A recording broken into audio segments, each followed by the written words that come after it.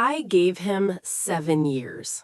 7 years of believing in someone who couldn't even pretend to believe in me. And on the night I told him about the biggest opportunity of my life, he looked me dead in the eye and said I wasn't special, that I was just filling a quota. That's the moment. If you've ever loved someone who made you feel small for growing, this story is for you. Hit that subscribe button because what I'm about to share isn't just my story. It might be the permission you need to finally choose yourself. His name was Derek, and when I met him, I was 24 years old and working the front desk at the Grand Meridian Hotel downtown. It was one of those places where rich people throw money around like confetti, and I was the smiling face making sure their every need was met. I was good at it, too. I knew how to make people feel seen, how to turn a complaint into a compliment, how to remember the little details that made guests feel like royalty. Derek was a bartender at a jazz club 3 blocks away, but in his mind, he was so much more than that.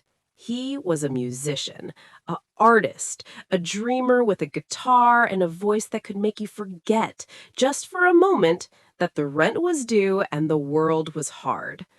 We met at a 24-hour diner on a Tuesday night when both of us had just gotten off work. I was exhausted. He was wired. We both ordered coffee we didn't need and talked until the sun came up. That's how it started. Two people trying to make something out of nothing in a city that didn't care if we succeeded or failed. He told me about his band, about the songs he was writing, about the dream of getting signed and playing sold-out shows. I told him about wanting more than a front desk job, about maybe moving up to event planning someday. He said I'd be amazing at it. I believed him because he said it like he meant it. The first year was beautiful, in the way that struggle can be beautiful when you're not struggling alone. We moved into a tiny apartment with walls so thin you could hear the neighbors breathing. I picked up extra shifts to help him pay for studio time. He played me every song he wrote. We were building something, or at least I thought we were. I thought love meant watering someone else's garden until yours could grow too. I didn't realize yet that some people will let you water their garden forever and never think to ask about yours. By year 3, things started shifting. Derek's band was getting some attention, small gigs at decent venues, a couple hundred people showing up instead of a couple dozen. He was tasting something that felt like success, and I was happy for him. I really was. But around that same time, I got promoted to events coordinator at the hotel. It meant planning corporate parties, small weddings, VIP guest experiences. It meant longer hours, but also better pay and a title that made me feel like maybe I was more than just a person who smiled and took reservations.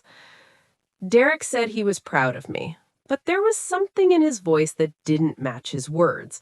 Something tight, something that felt like he was congratulating me through clenched teeth. Year 5 hit different. I wasn't just coordinating events anymore, I was managing them. Big ones. A tech executive's 50th birthday party with ice sculptures and a live orchestra. A wedding for a local news anchor with 400 guests and a budget that made my head spin.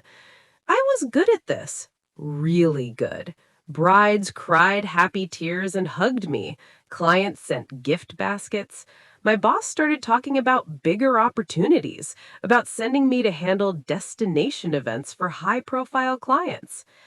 Derek's band was still playing the same clubs they'd been playing since year 2. Same small crowds, same local buzz that never quite turned into anything bigger.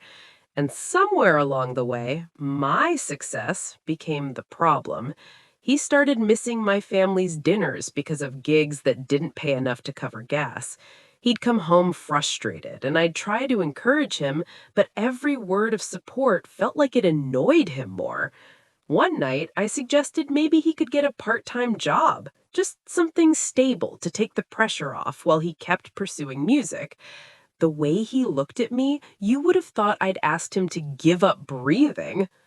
"You don't believe in me," he said, just like that, cold and final. Like all the shifts I'd worked, all the times I'd sat in empty clubs to support him, all of it meant nothing because I dared to suggest a backup plan.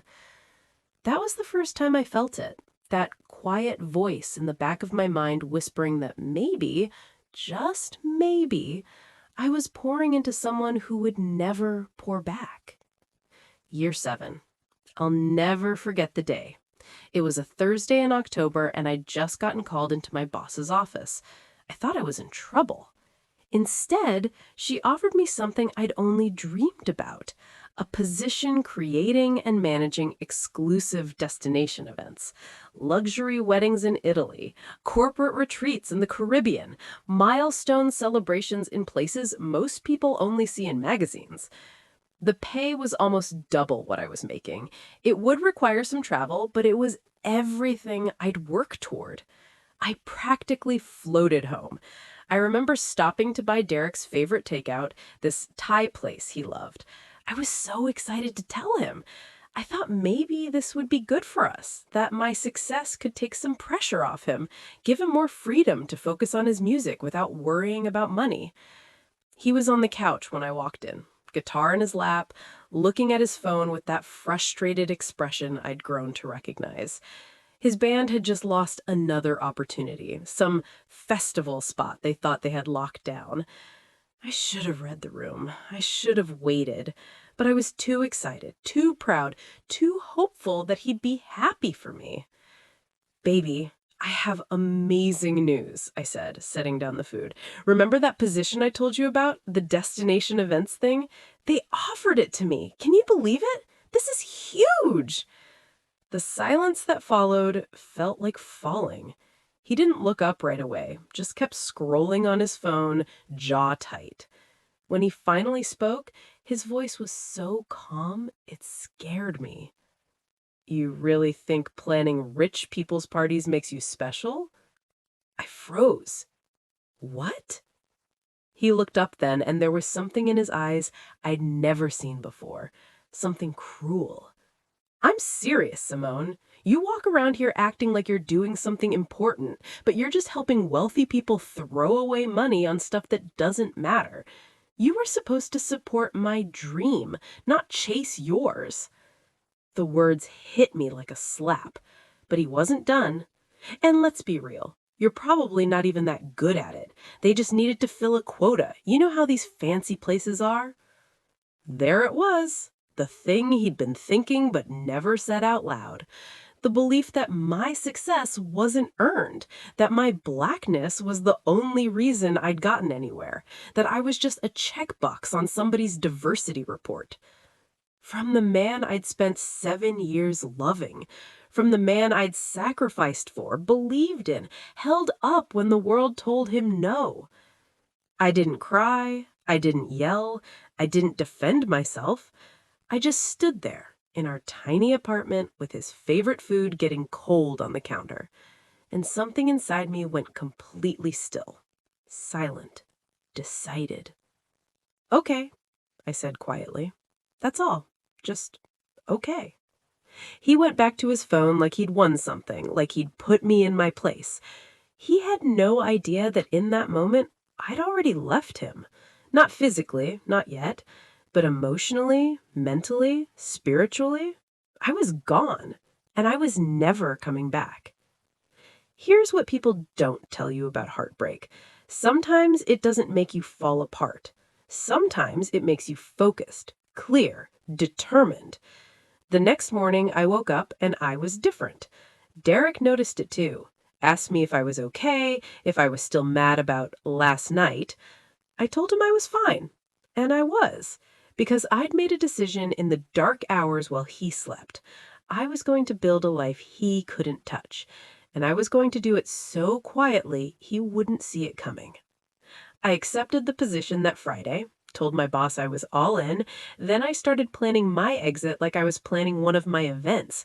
Every detail considered, every backup plan in place, nothing left to chance. First thing I did was open a new bank account at a different bank.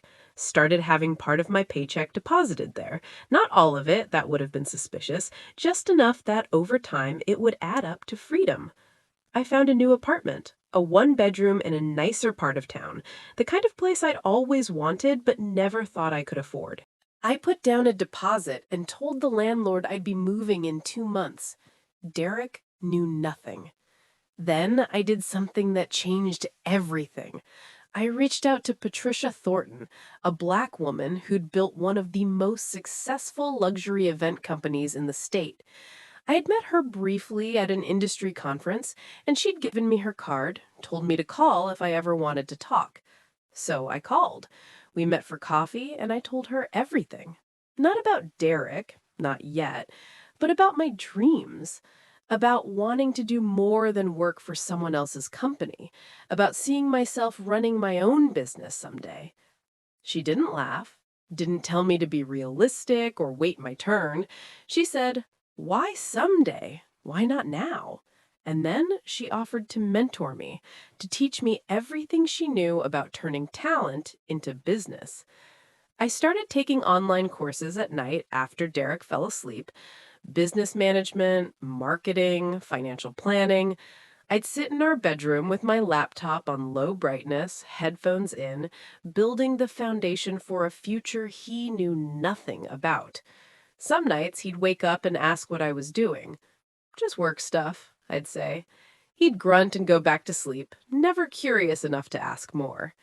6 months passed like that, me living a double life, smiling at Derek when needed, being pleasant, distant, all while building something in secret. He was too wrapped up in his own disappointments to notice I was slipping away. His band had a big opportunity every other week that always fell through. He'd come home angry at the world, and I'd nod and make sympathetic sounds while mentally reviewing my escape plan. Then came the celebrity wedding. A-list actress, destination ceremony, unlimited budget. My boss gave it to me as the lead planner. It was the biggest event of my career, and I threw everything into it. 3 months of planning, every detail perfect. The wedding was featured in magazines. The bride posted about it on social media with millions of followers seeing my work. And at the reception, one of the bride's friends, a woman named Victoria, who owned a chain of luxury boutiques, pulled me aside. "I need someone like you," she said. "Someone who can plan private events for my clients, my friends, exclusive things. I'm talking about six-figure budgets, complete creative freedom, and a client list that would set you up for life. Would you ever consider going out on your own?" She handed me a business proposal right there, an offer to be her first client, plus introductions to 5 other potential clients who were ready to sign immediately. Enough work to launch a business and sustain it for the first year while I built more. I looked at that proposal and I knew this was it. This was the door opening. All I had to do was walk through it. I came home that night to find Derek on the couch, drunk, angry. His band had just been dropped from a festival lineup, again. Some younger group had taken their slot.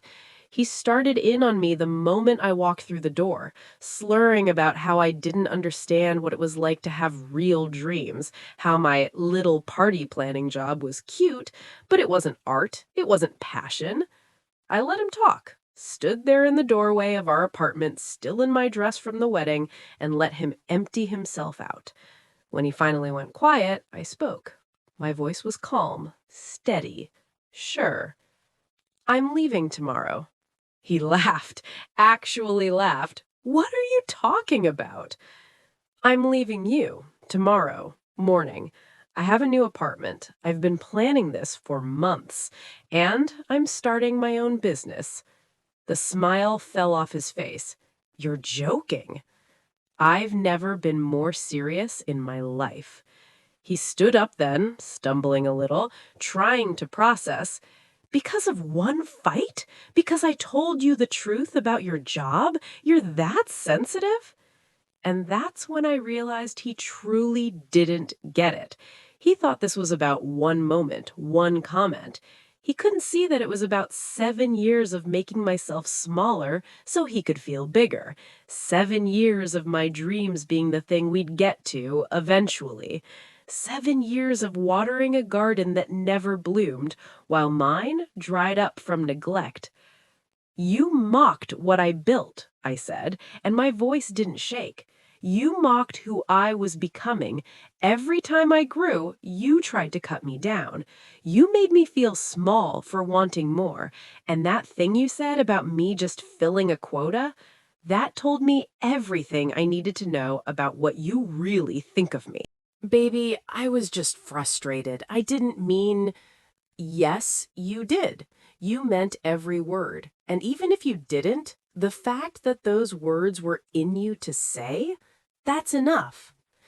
I walked to the bedroom. The bags I'd packed were hidden in my car, but I grabbed my toiletries, my laptop, my grandmother's necklace from the nightstand.